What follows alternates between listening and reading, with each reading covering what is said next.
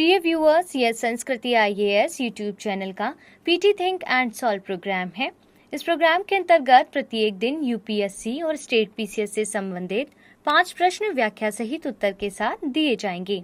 हमें आशा है कि यह प्रोग्राम आपकी तैयारी में मददगार साबित। तो चलिए शुरू करते हैं आज के अपने प्रश्नों को, जिसमें पहला प्रश्न है, एशियाई विकास बैंक के संदर्भ में निम्नलिखित कथनों पर विचार करें और बताएं कौन सा कथन सही लग रहा है। इस बैंक की सदस्यता केवल एशियाई देशों को प्रदान की जा सकती है। इसने एशिया प्रशांत क्षेत्र के सतत और समावेशी विकास के लिए रणनीति 2030 बनाई है। इसने सार्क के साथ रणनीतिक साझेदारी भी स्थापित की है। केवल एक, केवल दो, केवल एक और दो, केवल दो और तीन।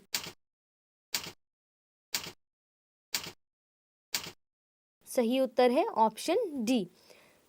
इसकी व्याख्या को देखते हैं और समझते हैं ये क्या है और डिटेल में देखते हैं। एशियाई विकास बैंक एक क्षेत्रीय विकास बैंक है। इसकी स्थापना वर्ष 1966 में हुई थी। इसका मुख्यालय मनीला में है। यद्यपि विशेष रूप से एशियाई देशों पर केंद्रित है, फिर भी इसकी सदस्यता एशिया से बाहर के देशों को भी दी जा सकती है और इसीलिए कथन एक सही नहीं था। इसने एशिया प्रशांत क्षेत्र के सतत और समावेशी विकास के लिए रणनीति 2030 बनाई है। यह इस क्षेत्र की बदलती आवश्यकताओं को पूरा करने का प्रयास है, अतः कथन 2 भी सही है। एडीबी ने सार्क के साथ एक रणनीतिक साझेदारी स्थापित की है। इसका उद्देश्य दक्षिण एशिया के देशों में गरीबी को स्थायी रूप से कम करने के लिए किए जा रहे प्रयासों में मदद करना है, अतः कथन 3 भी सही है और इसीलिए विकल्प डी का सही उत्तर था। दूसरे प्रश्न की ओर बढ़ते हैं। समाचार पत्रों में चर्चा में रहा तत्व E631 क्या है? खाद्य पदार्थों में मिलाया जाने वाला एक मांसाहारी तत्व, रक्षा क्षेत्र में उपयोग किए जाने वाला एक विस्फोटक तत्व, सुगंधित पदार्थों में मिलाया जाने वाला एक तत्व या वायुमंडल में खोजा गया एक प्रदूषक तत्व। सही उत्तर क्या है? ध्यान से देखिए और बताइए।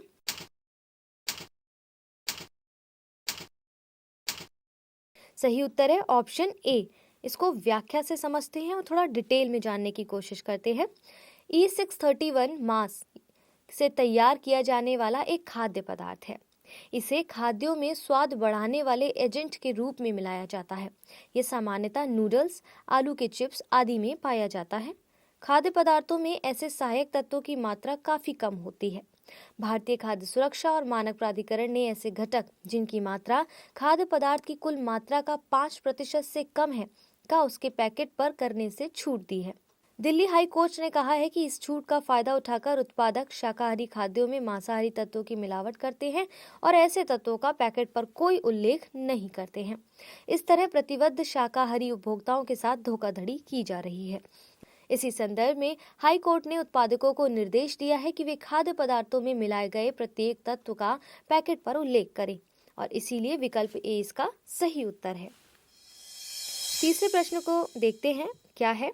निम्नलिखित में से कौन कौन से तत्व अर्धचालक की श्रेणी में आते हैं?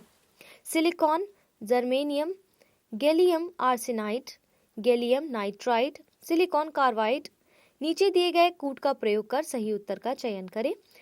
केवल 1 और 2, केवल 1, 2 और 4, केवल 1, 2 और 5, 1, 2, 3, 4 और 5। सही उत्तर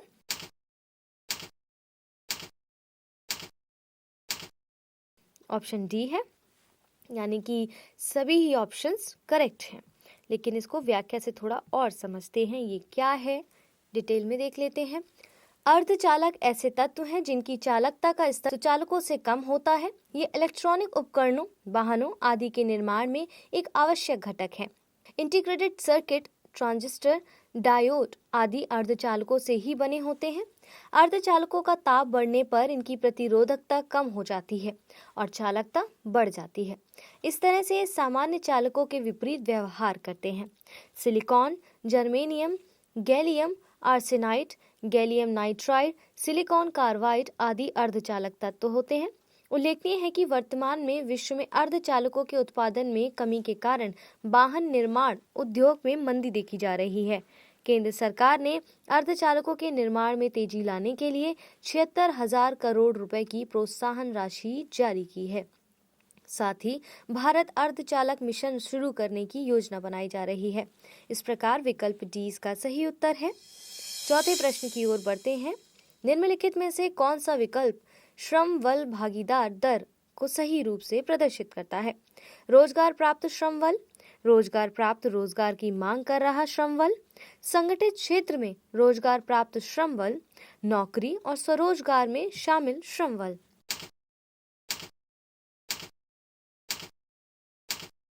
सही उत्तर है ऑप्शन बी। श्रम बल भागीदार दर किसी अर्थव्यवस्था में कुल कार्यशील जनसंख्या के उस भाग को प्रदर्शित करता है जो या तो रोजगार प्राप्त है या रोजगार की तलाश कर रहे हैं। इसमें संगठित और असंगठित दोनों क्षेत्र में रोजगार प्राप्त और रोजगार की तलाश कर रहा श्रम बल शामिल होता है। यह वस्तुओं और सेवाओं के उत्पादन के लिए उपलब्ध श्रम बल के आकार को प्रदर्शित करता है। श्रम बल भागीदार को लिंग, आयु वर्ग आदि आधारों पर भी प्रदर्शित करता है। यह सरकारों को आर्थिक नीति निर्माण में सहायता प्रदान करता है। भारत में श्रम बल भागीदार की दर लगभग 40% है, जो विकसित अर्थव्यवस्थाओं की तुलना में काफी कम है। भारत में इसके आंकड़े राष्ट्रीय सांख्यिकी कार्यालय द्वारा किए जाते हैं। इसी प्रकार विकल्प 20 का सही उत्तर है। अंतिम प्रश्न को देखिए। दिसंबर 2021 में विश्व व्यापार संगठन विवाद निवारण समिति ने किस मद या वस्तु पर भारत द्वारा की जा रही सब्सिडी के खिलाफ निर्णय दिया है? कपास, चावल, चीनी, पटसन।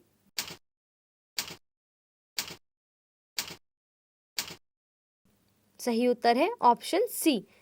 देखते हैं ये क्या है। वर्ष 2019 में 3 बड़े चीनी निर्यातक देशों ब्राजील, ग्वाटेमाला और ऑस्ट्रेलिया ने भारत द्वारा चीनी पर दी जा रही सब्सिडी के खिलाफ विश्व व्यापार संगठन में शिकायत की थी।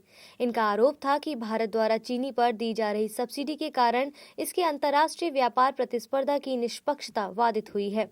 दिसंबर 2021 में विश्व व्यापार संगठन विवाद निवारण समिति ने इन देशों के पक्ष में निर्णय दिया है। भारत ने चीनी के व्यापार को विकृत करने वाली सब्सिडी बंद करने का आदेश दिया है। हालांकि भारत ने कहा है कि उसके द्वारा दी जा रही चीनी सब्सिडी WTO के प्रावधानों के अनुरूप है। भारत इसका निर्णय पर पुनर्विचार के लिए विवाद निवारण समिति के समक्ष याचिका दायर करेगा। WTO का यह निर्णय भारत के लिए स्वीकार्य नहीं है और इसीलिए विकल्प सी इसका सही उत्तर था।